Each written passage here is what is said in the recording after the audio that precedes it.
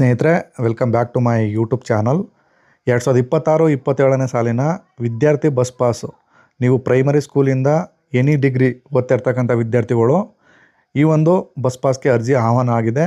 2026-27ನೇ ಸಾಲಿನಲ್ಲಿ ನೀವೇನಾದರೂ ಸ್ಟೂಡೆಂಟ್ಗಳಾಗಿದ್ದರೆ ವಿದ್ಯಾರ್ಥಿ ಬಸ್ ಪಾಸ್ಗೆ ಯಾವ ರೀತಿ ಆನ್ಲೈನಲ್ಲಿ ಸೇವಾ ಸಿಂಧು ವೆಬ್ಸೈಟ್ನಲ್ಲಿ ಮೊಬೈಲ್ ಮುಖಾಂತರ ಅರ್ಜಿನ ಸಲ್ಲಿಸೋದು ಅಂತ ಈ ಒಂದು ವಿಡಿಯೋದಲ್ಲಿ ತಿಳಿಸ್ಕೊಟ್ಟಿದ್ದೀನಿ.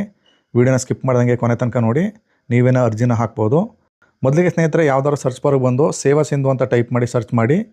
ಅಲ್ಲಿ ಸೇವಾ ಸಿಂಧು ಹೋಮ್ ಪೇಜ್ ಅಂತ ಇದೆ ನೋಡಿ, ಈ ಒಂದು ಆಪ್ಷನ್ ಓಪನ್ ಆಗಬೇಕು. ಸೇವಾ ಸಿಂಧು 1 ಅಂತ ಇದೆ, ಅದನ್ನು ಕ್ಲಿಕ್ ಮಾಡಬೇಡಿ. ಸೇವಾ ಸಿಂಧು ಹೋಮ್ ಪೇಜ್ ಅಂತ ಒಂದು ಆಪ್ಷನ್ ಇದೆ, ಅದನ್ನು ಕ್ಲಿಕ್ ಮಾಡಿದ್ರೆ ಈ ರೀತಿ ಪೇಜ್ ಓಪನ್ ಆಗ್ತದೆ.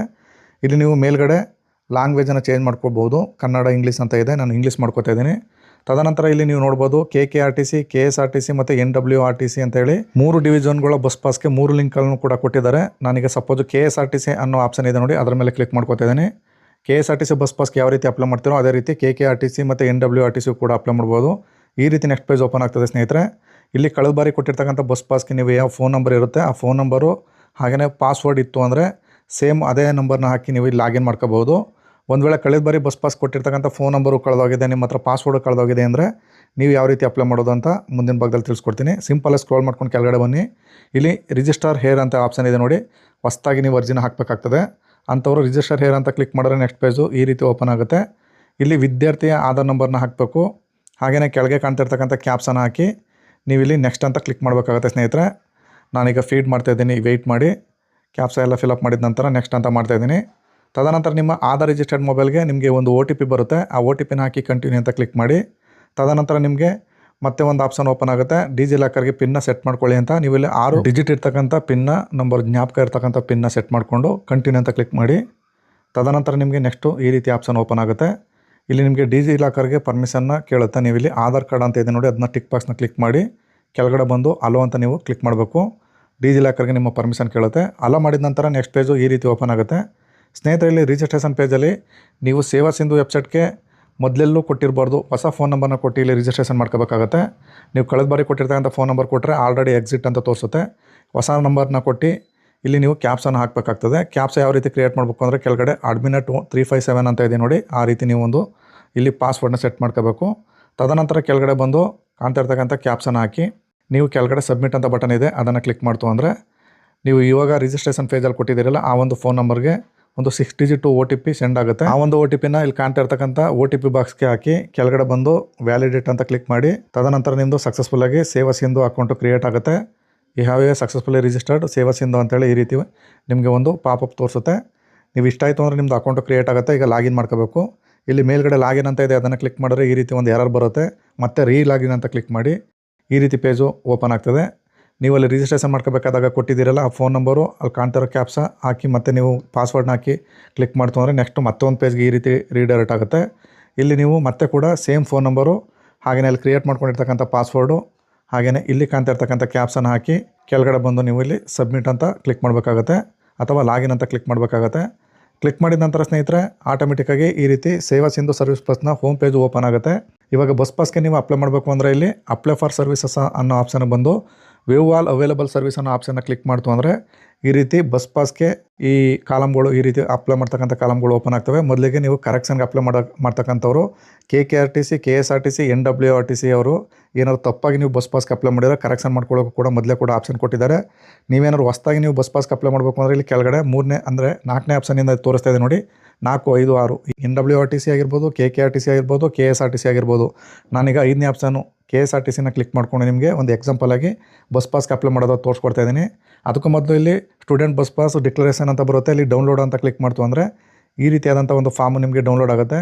ಈ ಒಂದು ಫಾರ್ಮ್ನ ನೀವು ಫಿಲಪ್ ಮಾಡಿಕೊಂಡು ನೀವು ಸೀಲು ಸಿಗ್ನೇಚರ್ ಮಾಡಿಸ್ಕೋಬೇಕಾಗುತ್ತೆ. ಮೊದಲಿಗೆ name, date of birth, gender ಮತ್ತು ನಿಮ್ಮ ಸ್ಟೂಡೆಂಟ್ ರಿಜಿಸ್ಟರ್ ನಂಬರು ಹಾಗೆಯೇ ಕೋರ್ಸು ಯಾವ ಇಯರು ಮತ್ತು ಸ್ಯಾಟ್ಸ್ ನಂಬರ್ ಅಥವಾ USCMSC ID ನಂಬರು, ನಿಮ್ಮ ಫೋಟೋ ಮತ್ತು ವಿದ್ಯಾಸಂಸ್ಥೆಯ ವಿಳಾಸ ಮತ್ತು ವಿದ್ಯಾರ್ಥಿಯ ವಾಸಸ್ಥಳದ ವಿಳಾಸ ಹಾಕಿ ಪಾಸು ಯಾವ ಪ್ಲೇಸಿಂದ ಯಾವ ಪ್ಲೇಸ್ವರೆಗೆ ಬೇಕು ಅಂತ ಬರೆದು ಅದೇ ರೀತಿ ಮಾರ್ಗ ಬದಲಾವಣೆ ನೀವು ಯಾವ ಮಾರ್ಗದಲ್ಲಿ ನೀವು ಕ್ಲಾಸ್ಗೆ ಹೋಗ್ತೀರಾ ಅದನ್ನು ಮಾರ್ಗ ಬದಲಾವಣೆ ಹಾಕಿ ಕೆಳಗಡೆ ಬಂದು ಸೀಲ್ ಆ್ಯಂಡ್ ಸಿಗ್ನೇಚರ್ ಮತ್ತು ಮುಖ್ಯ ಬದ್ಧರ ಸೈನ್ ಹಾಕ್ಸ್ಕೊಂಡು ನೀವು ಒಂದು ಫಾರ್ಮ್ನ ಮೊದಲೇ ಕೂಡ ರೆಡಿ ಮಾಡ್ಕೋಬೇಕಾಗ್ತದೆ. ಅದನ್ನು ರೆಡಿ ಮಾಡ್ಕೊಂಡು ಮತ್ತೆ ಬಂದು ಪ್ರೊಸೀಡ್ ಅಂತ ಕ್ಲಿಕ್ ಮಾಡಿ.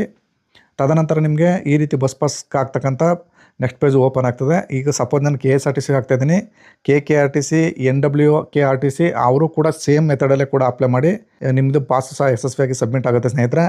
ಇವಾಗ ನಾನು KKRTCದ ಅಥವಾ KSRTCದ ಯಾವ ರೀತಿ ಹಾಕೋದಂತ ಸಂಪೂರ್ಣವಾಗಿ ತಿಳಿಸ್ಕೊಡ್ತೀನಿ, ಸ್ಕಿಪ್ ಮಾಡ್ದಂಗೆ ನೋಡಿ. ನೀವು ನೆಕ್ಸ್ಟು ಇಲ್ಲಿ ವೇವ್ ಇನ್ಸ್ಟ್ರಕ್ಷನ್ ಅಂತ ಇದೆ ನೋಡಿ, ಸೂಚನೆಗಳು ವೀಕ್ಷಿಸಿ ಅಂತ. ಮೊದಲು ನೀವು ಸೂಚನೆಗಳನ್ನ ಓದ್ಕೋಬೇಕಾಗ್ತದೆ. ಬಸ್ ಪಾಸ್ಗೆ ಹಾಕ್ತಕ್ಕಂಥವ್ರಿಗೆ ಕೆಲವು ರಿಸ್ಟ್ರಿಕ್ಷನ್ನ ಕೊಟ್ಟಿದ್ದಾರೆ. ಸ್ಯಾಟ್ಸ್ ಮತ್ತು ನಾನ್ ಸ್ಯಾಟ್ಸ್ ಅಂತ 2 ವಿಧದಲ್ಲಿ ನಿಮಗೆ ಬಸ್ ಪಾಸ್ಗೆ ಅಪ್ಲೈ ಮಾಡ್ಬೋದು. PUC ನಂತರ ಪದವಿ, ಡಿಪ್ಲೊಮಾ ಮತ್ತು ITI ವೃತ್ತಿಪರ ಕೋರ್ಸ್ಗಳಲ್ಲಿ ಇರ್ತಕ್ಕಂಥವ್ರು ನಾನ್ ಸ್ಯಾಟ್ಸ್ ಐಡಿಯಲ್ಲಿ ಬರ್ತೀರಾ. 1ನೇ ತರಗತಿಯಿಂದ ಬರ್ತಕ್ಕಂಥವ್ರು ಸ್ಯಾಟ್ಸ್ ಐಡಿಯಲ್ಲಿ ಬರ್ತಾರೆ. ಹಾಗೆಯೇ ನೀವು ಒಂದು ವೇಳೆ ನೀವು ಏನಾದ್ರು ಸ್ವಯಂ ದೃಢೀಕರಣ ಪತ್ರ ಅಂದರೆ ಮಾರ್ಗ ಬದಲಾವಣೆ ಬೇಕಿದ್ದಲ್ಲಿ ನಿಮಗೆ ವಿದ್ಯಾರ್ಥಿಗಳು ಕೆಲವು ಆಧಾರ್ ಕಾರ್ಡಲ್ಲಿ ಬೇರೆ ಅಡ್ರೆಸ್ ಇರುತ್ತೆ ಮತ್ತು ಪ್ರಸ್ತುತ ಯಾವುದೋ ವಿಳಾಸದಲ್ಲಿ ಇರ್ತಾರೆ, ಅಂಥವ್ರು ಸ್ವಯಂ ದೃಢೀಕರಣ ಪತ್ರನ ಅಪ್ಲೋಡ್ ಮಾಡಬೇಕಾಗಿರ್ತದೆ. ಹಾಗೆಯೇ ಪಾಸ್ನ ಡಿಸ್ಟೆನ್ಸ್ ಬಂದು 50 ಕಿಲೋಮೀಟ್ರನ್ನ ಕೊಟ್ಟಿದ್ದಾರೆ. ಹಾಗೆಯೇ ಸ್ನೇಹಿತರೆ, ಇಲ್ಲಿ ನಾನ್ ಸ್ಯಾಟ್ಸ್ ಐಡಿಯಲ್ಲಿ ಬರ್ತಕ್ಕಂಥವ್ರು ದೃಢೀಕರಣ ಪತ್ರ ಸಲ್ಲಿಸುವುದು ಕಡ್ಡಾಯವಾಗಿರೋದಿಲ್ಲ. ಬರೀ ಸ್ಯಾಟ್ಸ್ ಐಡಿನ ಹಾಕಿದ್ರೆ ಆಟೋಮೆಟಿಕ್ಕಾಗಿ ಸ್ಕೂಲು ಕಾಲೇಜ್ ಆಟೋಮೆಟಿಕ್ಕಾಗಿ ಫೆಚ್ ಆಗೋದ್ರಿಂದ ನೀವು ಈಗ ಮೊದಲು ತೋರಿಸಿದ್ನಲ್ಲ ಆ ರೀತಿ ಫಾರಮ್ ಅಪ್ಲೋಡ್ ಮಾಡೋ ಅವಶ್ಯಕತೆ ಇಲ್ಲ ಅಂತ ಕೊಟ್ಟಿದ್ದಾರೆ. ಅಪ್ಲೋಡ್ ಮಾಡಿದ್ರು ಕೂಡ ಒಳ್ಳೆಯದೇ. ಇವಾಗ ಸ್ನೇಹಿತರಲ್ಲಿ ನೆಕ್ಸ್ಟ್ ಕೆಳಗಡೆ ಬಂದು ಅಲ್ಲಿ ಇಂಡಿಯನ್ ಸಿಟಿಸನ್ ಅಂತ ಸೆಲೆಕ್ಟ್ ಮಾಡ್ಕೊಳ್ಳಿ, ನಂತರ ಕರ್ನಾಟಕ ಅಂತ ಸೆಲೆಕ್ಟ್ ಮಾಡ್ಕೊಳ್ಳಿ. ತದನಂತರ ಇಲ್ಲಿ ಆಧಾರ್ ಅಥೆಂಟಿಕೇಷನ್ ಅಂತ ಕೇಳುತ್ತೆ, ಅದನ್ನು ಕ್ಲಿಕ್ ಮಾಡ್ತು ಅಂದರೆ ನೆಕ್ಸ್ಟ್ ಪೇಜು ಈ ರೀತಿ ಓಪನ್ ಆಗುತ್ತೆ. ಇಲ್ಲಿ ವಿದ್ಯಾರ್ಥಿ ಆಧಾರ್ ನಂಬರ್ನ ಹಾಕಿ ಅಲ್ಲಿ ಕನ್ಸೋಲ್ ಬಾಕ್ಸ್ ಇದೆ, ಅದನ್ನು ಕ್ಲಿಕ್ ಮಾಡಿ ಕೆಳಗೆ ಬಂದು OTP ಅಂತ ಕ್ಲಿಕ್ ಮಾಡಿ ನಂತರ OTP ಪಡೆಯಿರಿ ಅಂತ ಕ್ಲಿಕ್ ಮಾಡಬೇಕು. ನಿಮ್ಮ ಆಧಾರ್ ರಿಜಿಸ್ಟರ್ಡ್ ಮೊಬೈಲ್ಗೆ ಈಗ ಒಂದು 6 ಡಿಜಿಟ್ ಪಿನ್ ಸೆಂಡ್ ಆಗುತ್ತೆ. ಆ OTPನ ಹಾಕಿ ಸಬ್ಮಿಟ್ ಅಂತ ಕ್ಲಿಕ್ ಮಾಡ್ತು ಅಂದರೆ ನೆಕ್ಸ್ಟ್ ಪೇಜು ಆಟೋಮೆಟಿಕ್ಕಾಗಿ ಈ ರೀತಿ ಮತ್ತೆ ಪೇಜ್ಗೆ ರೀಡೈರೆಕ್ಟ್ ಆಗುತ್ತೆ. ಇವಾಗ ಸಿಂಪಲಾಗಿ ಸ್ನೇಹಿತರಲ್ಲಿ ಕೆಳಗಡೆ ಬಂದು ಇಲ್ಲಿ ಫೋನ್ ನಂಬರ್ನ ಎಂಟ್ರಿ ಮಾಡಿ ಕೇಳುತ್ತೆ. ನಿಮ್ಮ ಯಾವುದಾದ್ರೂ ಒಂದು ಫೋನ್ ನಂಬರ್ನ ಎಂಟ್ರಿ ಮಾಡಬೇಕು. ತದನಂತರ ಜಸ್ಟ್ ಕ್ಲಿಕ್ ಮಾಡಿದ್ರೆ ಆಟೋಮೆಟಿಕ್ಕಾಗಿ ಈ ಕೊಟ್ಟಿರ್ತಕ್ಕಂಥ ಫೋನ್ ನಂಬರ್ಗೆ ಒಂದು OTP ಸೆಂಡ್ ಆಗುತ್ತೆ. ಆ ಒಂದು OTPನ ಈ ಒಂದು ಬಾಕ್ಸ್ಗೆ ಹಾಕಿ ನೀವು ವ್ಯಾಲಿಡೇಟ್ ಅಂತ ಕ್ಲಿಕ್ ಮಾಡಬೇಕಾಗತ್ತೆ. ಕ್ಲಿಕ್ ಮಾಡಿದ ನಂತರ ನಿಮ್ಮದು ಒಂದು OTPನೂ ಕೂಡ ಸಕ್ಸಸ್ ಆಗಿ ಈ ರೀತಿ ವೆರಿಫೈಡ್ ಅಂತ ಬರಬೇಕು. ಈ ರೀತಿ ಆದ ನಂತರ ಕೆಳಗಡೆ ಬಂದು ಕೋರ್ಸ್ ಕ್ಯಾಟಗರಿ ಅಂತ ಬರುತ್ತೆ. ಇಲ್ಲಿ ಸ್ನೇಹಿತರೆ primary school, high school, PUC, diploma, ITI, government degree colleges, professional, evening college, PhD, ಹಾಗೆ private degree college, CBSE, ICSE ಇಷ್ಟು ಕೋರ್ಸ್ಗಳಿಗೂ ಕೂಡ ಬಸ್ ಪಾಸ್ ಓಪನ್ ಆಗಿದೆ. ನೀವು PUC ಆಗಿತ್ತು ಅಂದರೆ ಜಸ್ಟ್ PUCನ ಕ್ಲಿಕ್ ಮಾಡ್ಕೊಳ್ಳಿ. ಅದೇ ರೀತಿ ನೀವು ಏನಾದರೂ SLC ಆಗಿತ್ತು ಅಂದರೆ ನೀವು ಹೈಸ್ಕೂಲ್ ಅಂತ ಸೆಲೆಕ್ಟ್ ಮಾಡ್ಕೊಳ್ಳಿ. ತದನಂತರ ನೀವು ಏನಾದರೂ ಡಿಗ್ರಿ ಆಗಿತ್ತು ಅಂದರೆ ಡಿಗ್ರಿ ಅಂತ ಸೆಲೆಕ್ಟ್ ಮಾಡ್ಕೊಳ್ಳಿ. ತದನಂತರ ನೀವು ಕೆಳಗಡೆ ಬಂದು ಈಗ ಸಪೋಸ್ ಡಿಗ್ರಿ ಆಗಿತ್ತು ಅಂದರೆ ನಿಮ್ಮದು ಯಾವ ಕೋರ್ಸ್ ಡೀಟೇಲ್ಸ್ ಅಂತ ಕೇಳುತ್ತೆ. ಕ್ಲಾಸ್ ಡೀಟೇಲ್ಸು ಫಸ್ಟ್ ಇಯರ್ ಅಂದರೆ ಫಸ್ಟ್ ಇಯರ್ ಸೆಲೆಕ್ಟ್ ಮಾಡ್ಕೊಳ್ಳಿ. ತದನಂತರ ಸೆಲೆಕ್ಟ್ ದ ಕೋರ್ಸ್ ಅಂತ ಬರುತ್ತೆ.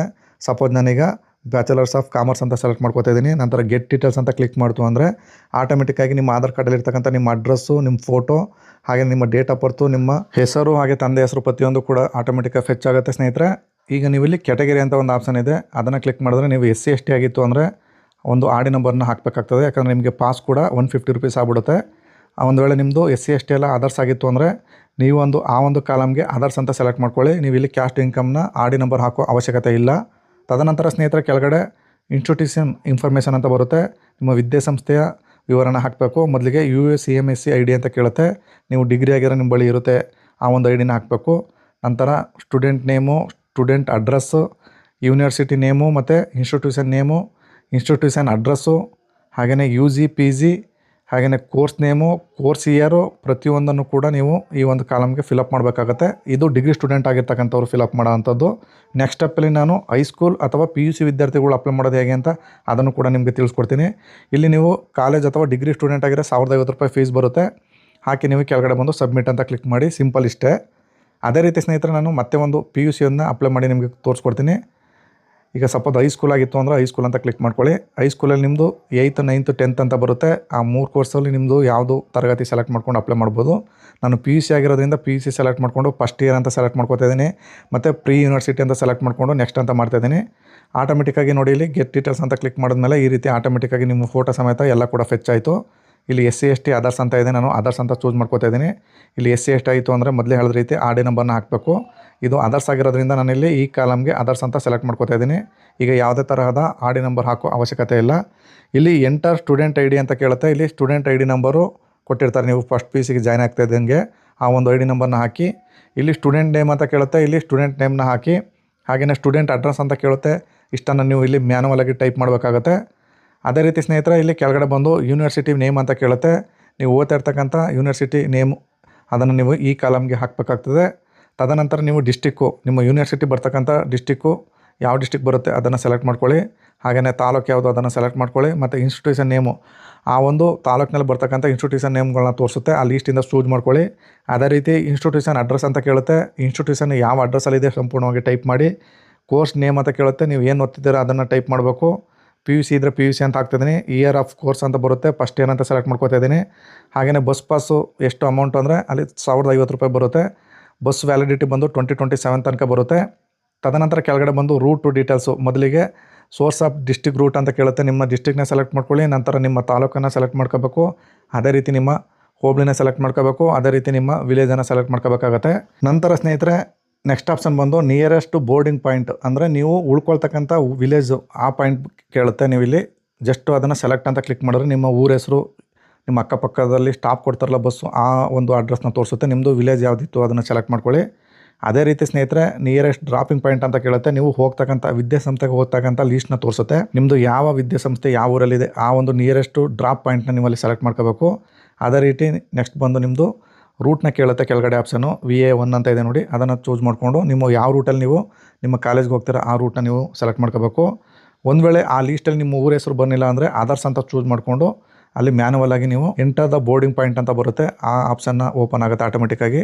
ಅಲ್ಲಿಗೆ ನಿಮ್ಮ ವಿಲೇಜ್ ಹೆಸರನ್ನ ನೀವು ಇಲ್ಲಿ ಆಟೋಮೆಟಿಕ್ಕಾಗಿ ಮ್ಯಾನುವಲ್ ಆಗಿ ಕೂಡ ಇಲ್ಲಿ ಟೈಪ್ ಮಾಡಬೇಕಾಗತ್ತೆ, ಆಟೋಮೆಟಿಕ್ಕಾಗಿ ತೊಗೊಳ್ಳಲ್ಲ. ಅದೇ ರೀತಿ ನಿಯರೆಸ್ಟ್ ಡ್ರಾಪಿಂಗ್ ಪಾಯಿಂಟ್ ಕೂಡ ನಿಮ್ಮದು ಆ ಲೀಸ್ಟಲ್ಲಿ ನಿಮ್ಮದು ಡ್ರಾಪಿಂಗ್ ಪಾಯಿಂಟ್ ಅಂದರೆ ನಿಮ್ಮ ಕಾಲೇಜ್ ಇರ್ತಕ್ಕಂಥ ಸ್ಥಳ ತೋರಿಸ್ಲಿಲ್ಲ ಅಂದರೆ ನೀವು ಅದನ್ನು ನೀವು ಅಲ್ಲೂ ಕೂಡ ಅದರ್ಸ್ ಅಂತ ಚೂಸ್ ಮಾಡ್ಕೊಳ್ಳಿ. ಚೂಸ್ ಮಾಡಿಕೊಂಡು ನಿಮ್ಮ ಕಾಲೇಜ್ ಇರ್ತಕ್ಕಂಥ ಪಟ್ಟಣ ಅಥವಾ ನಗರ ಪ್ರದೇಶನ ಎಂಟರ್ ದ ಡ್ರಾಪಿಂಗ್ ಪಾಯಿಂಟ್ ಅನ್ನೋ ಕಾಲಮ್ಗೆ ಮ್ಯಾನುವಲ್ ಆಗಿ ಟೈಪ್ ಮಾಡಬೇಕಾಗತ್ತೆ. ಈಗ ಮ್ಯಾನುವಲ್ ಆಗಿ ನಾನು ಟೈಪ್ ಮಾಡಿ ನಿಮಗೆ ತೋರಿಸ್ಕೊಡ್ತೀನಿ. ಈ ರೀತಿ ಮ್ಯಾನುವಲ್ ಆಗಿ ನಿಮ್ಮ ಕಾಲೇಜ್ ಇರ್ತಕ್ಕಂಥ ಊರನ್ನ ಟೈಪ್ ಮಾಡಿ. ಅದೇ ರೀತಿ ಎಂಟರ್ ದ VA1 ಅಂತ ಇದೆ ನೋಡಿ, ಇದೇನಿಲ್ಲ ನಿಮ್ಮ ಊರಿಂದ ನಿಮ್ಮ ಕಾಲೇಜ್ಗೆ ಹೋಗ್ತಕ್ಕಂಥ ಯಾವುದೋ ಮಾರ್ಗದಲ್ಲಿ ಹೋಗ್ತೀರಿ ನೀವು, ಆ ಮಾರ್ಗನ ಇಲ್ಲಿ ಎಂಟ್ರಿ ಮಾಡಬೇಕಾಗತ್ತೆ. ಸಿಂಪಲಾಗಿ ಅಷ್ಟೇ. ಇದಿಷ್ಟನ್ನು ಎಂಟ್ರಿ ಮಾಡಿದ ನಂತರ ಸ್ನೇಹಿತರೆ ಕೆಳಗಡೆ ಸ್ಕ್ರೋಲ್ ಮಾಡ್ಕೊಂಬನ್ನಿ. ಸೆಲೆಕ್ಟ್ ದ ಡಿವಿಷನ್ ಅಂತ ಬರುತ್ತೆ, ಇಲ್ಲಿ ಬಂದು ನಿಮ್ಮದು ಬಸ್ಸು ಯಾವ ಡಿವಿಷನ್ಗೆ ಬರುತ್ತೆ ಅದನ್ನು ರೂರಲ್ ಅರ್ಬನ್ ಅದನ್ನು ಚೂಸ್ ಮಾಡ್ಕೊಳ್ಳಿ. ಹಾಗೆಯೇ ಯಾವ ಡಿಪೋಗೆ ಬರುತ್ತೆ ನಿಮ್ಮ ಬಸ್ಸು ಅದನ್ನು ಚೂಸ್ ಮಾಡ್ಕೊಳ್ಳಿ. ತದನಂತರ ಸೆಲೆಕ್ಟ್ ದ ಕೌಂಟರ್ ಅಂತ ಬರುತ್ತೆ, ಯಾವ ಕೌಂಟ್ರಲ್ಲಿ ಬಸ್ ಪಾಸ್ನ ವಿತರಣೆ ಮಾಡ್ತಾರೆ ಆ ಕೌಂಟರ್ನ ಹೆಸರನ್ನ ಚೂಸ್ ಮಾಡ್ಕೊಳ್ಳಿ. ತದನಂತರ ಅಲ್ಲಿ ಕಾಣ್ತಾರೆ ಕ್ಯಾಪ್ಷನ್ ಹಾಕಿ ಸಬ್ಮಿಟ್ ಮಾಡಿದ್ರೆ ನೆಕ್ಸ್ಟ್ ಪೇಜಲ್ಲಿ ಈ ರೀತಿಯಾದಂಥ ಒಂದು ಪ್ರಿವ್ಯೂ ಓಪನ್ ಆಗುತ್ತೆ. ಎಲ್ಲ ಫಿಲ್ ಮಾಡಿರತಕ್ಕಂಥದ್ದು ಎಲ್ಲ ಕರೆಕ್ಟಾಗಿದೆಯಾ ನೋಡ್ಕೊಳ್ಳಿ. ಒಂದು ವೇಳೆ ತಪ್ಪಾಗಿತ್ತು ಅಂದರೆ ಇಲ್ಲಿ ಎಡಿಟ್ ಆಪ್ಷನ್ ಇದೆ, ಎಡಿಟ್ ಮಾಡ್ಬೋದು. ಎಲ್ಲ ಕರೆಕ್ಟಾಗಿತ್ತು ಅಂದರೆ ಅಟ್ಯಾಚ್ ಚೆನ್ನಾಗಿ ಸರ್ ಅಂತ ಆಪ್ಷನ್ ಇದೆ ನೋಡಿ, ಅದನ್ನು ಕ್ಲಿಕ್ ಮಾಡಿ. ತದನಂತರ ನೆಕ್ಸ್ಟ್ ಪೇಜು ಈ ರೀತಿ ಓಪನ್ ಆಗುತ್ತೆ. ಇಲ್ಲಿ ಸ್ಟೂಡೆಂಟ್ ಬಸ್ ಪಾಸ್ ಡಿಕ್ಲರೇಷನ್ ಅಂತ ಬರುತ್ತೆ, ಕಾಲೇಜಿಂದ ಸೈನ್ ಮಾಡಿಸ್ಕೊಂಬಂದಿರ್ತಾರಲ್ಲ ಒಂದು ಫಾರಮ್ ಇರುತ್ತಲ್ಲ ನಿಮ್ಮ ಬಳಿ, ಆ ಒಂದು ಫಾರಮ್ನ ಇಲ್ಲಿ ಚೂಸ್ ಫೈಲ್ ಮಾಡಿ ಅಪ್ಲೋಡ್ನ ಮಾಡಬೇಕಾಗುತ್ತೆ.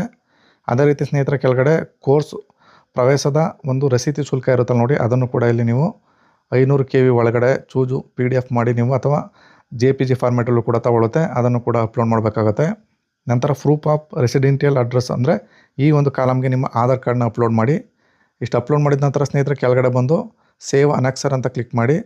ತದನಂತರ ಮತ್ತೆ ಕೂಡ ಒಂದು ಪ್ರಿವ್ಯೂ ಓಪನ್ ಆಗುತ್ತೆ. ಸಿಂಪಲಾಗಿ ಏನಿಲ್ಲ, ಕಾರ್ನರ್ಗೆ ಬಂದು ಸಬ್ಮಿಟ್ ಅಂತ ಬಟನ್ ಕಾಣ್ತಿದೆ, ಅದನ್ನು ಕ್ಲಿಕ್ ಮಾಡಿ. ಸಕ್ಸಸ್ಫುಲ್ಲಾಗಿ ಸಬ್ಮಿಟ್ ಆದ ನಂತರ ಈ ರೀತಿ ಸಕಲ ID ಇರ್ತಕ್ಕಂಥ ಒಂದು ಫಾರಮ್ ಜನ್ರೇಟ್ ಆಗುತ್ತೆ. ಈ ಒಂದು ಕಾಪಿನ ನೀವು ಪ್ರಿಂಟ್ ತಗೋಬೇಕಾಗ್ತದೆ, ಯಾಕಂದರೆ ನೀವು ಬಸ್ ಪಾಸ್ ಕೊಡ್ತಕ್ಕಂಥ ಕೌಂಟರ್ಗೆ ಈ ಒಂದು ಪಾಸ್ನ ಈ ಒಂದು ಕಾಪಿನ ತೊಗೊಂಡು ಹೋಗಬೇಕಾಗ್ತದೆ. ಇದ್ರ ಜೊತೆಗೆ ನಿಮ್ಮ ಆಧಾರ್ ಕಾರ್ಡು, ನಿಮ್ಮದೇನು ಪ್ರೂಫ್ ಆಫ್ ಡಾಕ್ಯುಮೆಂಟ್ಸ್ ಇರುತ್ತೆ, ರೆಸಿತಿ ಎಲ್ಲ ಕೂಡ ತೊಗೊಂಡು ಸಂಬಂಧಪಟ್ಟ ನಿಮ್ಮ ಕೌಂಟರ್ ಏನಿರುತ್ತೆ ಅಲ್ಲಿಗೆ ಹೋಗಿ ಕೊಟ್ಟರೆ ಪಾಸ್ ಇಮಿಡಿಯೇಟಾಗಿ ನಿಮಗೆ PVC ಕಾರ್ಡಲ್ಲಿ ಇರ್ತಕ್ಕಂಥ ಬಸ್ ಪಾಸ್ನ ಮಾಡಿ ಕೊಡ್ತಾರೆ. ಸ್ನೇಹಿತರೆ ಈ ರೀತಿಯಾಗಿ ನೀವು ಬಸ್ ಪಾಸ್ನ ಪಡ್ಕೋಬಹುದು. ಇದಾಗಿತ್ತು ಸ್ನೇಹಿತರೆ ಇವತ್ತಿನ ಈ ಒಂದು ವಿಡಿಯೋದ ಮಾಹಿತಿ.